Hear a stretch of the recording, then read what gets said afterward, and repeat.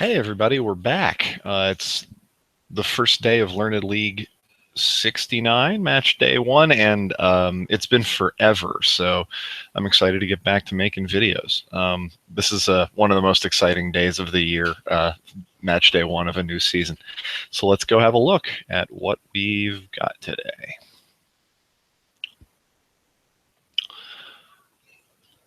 First I have to share my screen.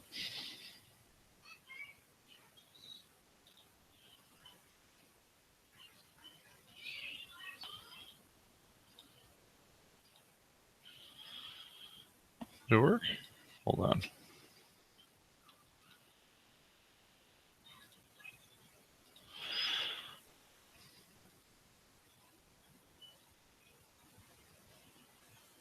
I'll just do this.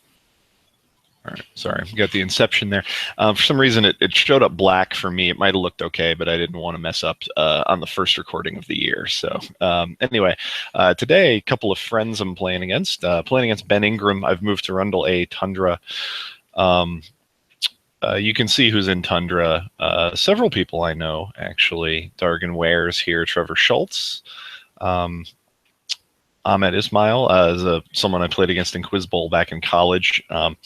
Ben Ingram is a Jeopardy champion and a really nice guy, someone I've had spent some time with. Met Grant Colvin at T-Kona. Met Susanna Brooks at 500 Questions in T-Kona.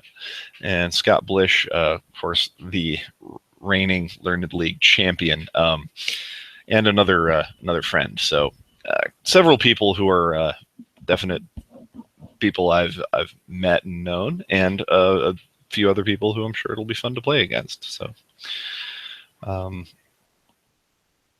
anyway, let's see the actual questions. Peel that back. This bag holds items purchased at what retailer? Okay, my initial guess is that this will be one of the brown bags from Bloomingdale's, just because it has that, I don't know, for some reason it has that ring to it. Maybe it's because there were so many New York questions last time, but anyway. Hey, wow, we were right. All right, big brown bag from Bloomingdale's. So we got that one. All right. 2. A particular type of mechanized system known as a derailleur is most commonly associated with what machine? Well, it's not the it's not a derailer. It's not on a train. I think I've seen this word before, and I think, well, like derailleur, like the rail thing, I think would have something to do with like a gears or like a chain. So I'm pretty sure this is like a bicycle gear shift that moves the chain from one, gear to the other. I think that's what that is. Maybe it just means a bike chain, but this is a word I've seen before, and I feel like it's a bike thing. All right. What 3-word phrase, which is the same word uttered 3 times, forms part of the chorus of the Sesame Street tune Monster in the Mirror and was also the catchphrase of Club MTV host Downtown Julie Brown? I didn't know it from the Sesame Street and was a little concerned there. I was given Downtown Julie Brown. I remember from like SNL parodies and maybe a tiny bit of watching her back in the early 90s, but her thing that she would say was wubba wubba wubba. I don't know why she said wubba wubba wubba, but she did say wubba wubba wubba, and it was fairly memorable. So, all right. A dynasty known as the Silla ruled for much of the first millennium CE, a region that is best known today as what? All right, this is one of the dynasties of Korea. I just happen to know that there's like there are a few long-reigning dynasties in the history of Korea, and this is one of them. So, yeah, not much to say there. The architectural design firm Skidmore, Owings, and Merrill first gained recognition as style innovators with its house on Park Avenue in New York City. Designed for what British manufacturing company? All right. I'm sure that within the canon of architecture, blankety blank house, whatever this is I don't know, maybe one of those top 100 American buildings that people should know. Um, Unfortunately, it's not in the list of ones I know.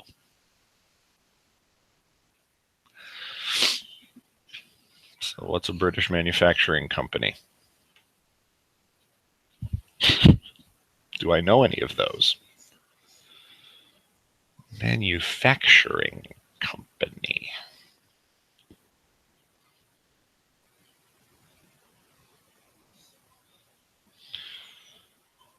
Sheesh. Maybe manufacturing just means they make stuff. Maybe it's. Could it be an automotive company? But it's not going to be like Rolls-Royce House or Bentley House or. Probably not. Maybe it is. I don't know. I feel like I'd have heard of that building. I am utterly blank. Let's go with like a name that sounds British. I feel like maybe I should have an obvious. Partially what I'm trying to do is think of if I've heard of a something house in New York that's like a big building on Park, but or that could be, but I really don't think I have anything here.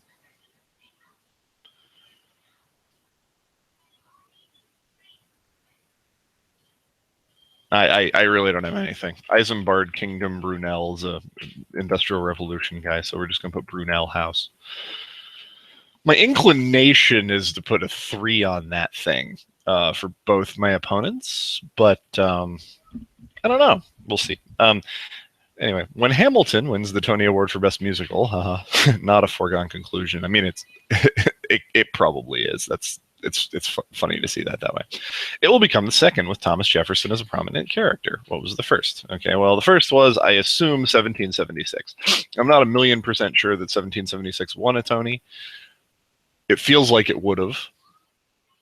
And just because most musicals that are still around are the ones that were among the most recognized in their time. And people still know 1776. And it came out in the 60s, I think, or early 70s.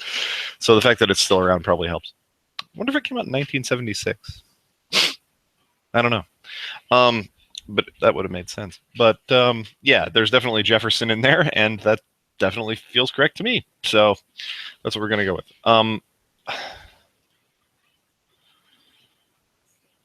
I feel like that's pretty zeroable.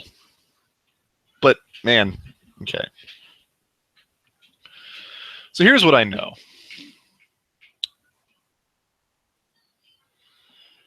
We've got Ben Ingram. We've got Victoria Gross with their matching flag colors. Isn't that funny? Anyway. Ben is relatively, yeah. So Ben's art score at 494 makes me think that this, whatever the heck it is, this 5 is worth putting a 3 on for him. Definitely want to put a point on the Bloomingdale's thing, because I don't think he's big into shopping. He's probably going to get it right, but I don't think that's where the 0 goes. I feel like the 0 just goes on 1776. I feel like he would know 1776. It's probably this. He likes history. It's probably up his alley. His world history knowledge is pretty solid too. Maybe I can put the 1 on Korea.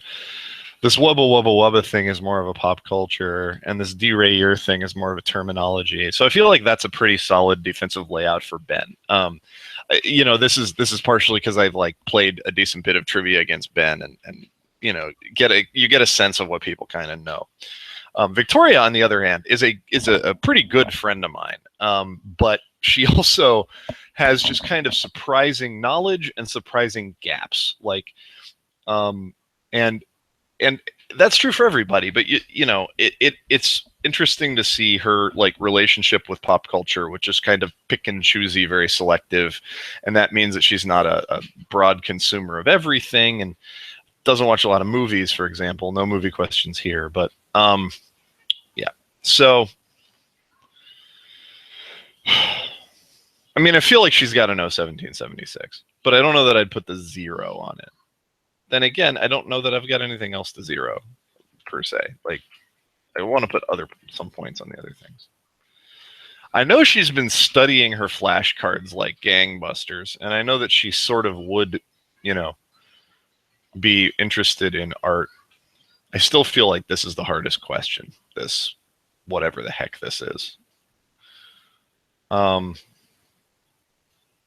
Good chance she'll know that Korea.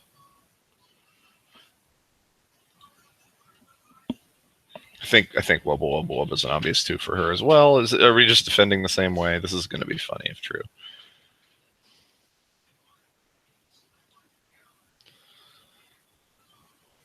Yeah, all right. We'll just defend them exactly the same. I think this kind of lays out according to how hard I think each question is. So that's a dominant strategy more than people's knowledge base, because sometimes questions just are hard, sometimes questions just are easy. So you have to kind of flex based on that. So, all right, that's what we're gonna go with. I feel very confident that we have 5 and not 6. Let's see what it looks like. Bloomingdale's Bicycle, Wubba Wubba Wubba, Korea, Lever Brothers. So it's the Lever House. Maybe that's vaguely familiar. I wouldn't have associated it with a company, though. I would have thought that was just its name, or like that it was named after. But I don't know. I don't know that building. And finally, Thomas Jefferson in 1776. Keeper of the day, I'm not sure. I mean, I guess let's go with the Silla dynasty ruling Korea. There's not a ton of named dynasties in Korean history. A lot of them were long reigning. So learning that list is a pretty sweet thing to do, because you'll get a few points off that. So anyway, have yourself a really good day. It's good to be back.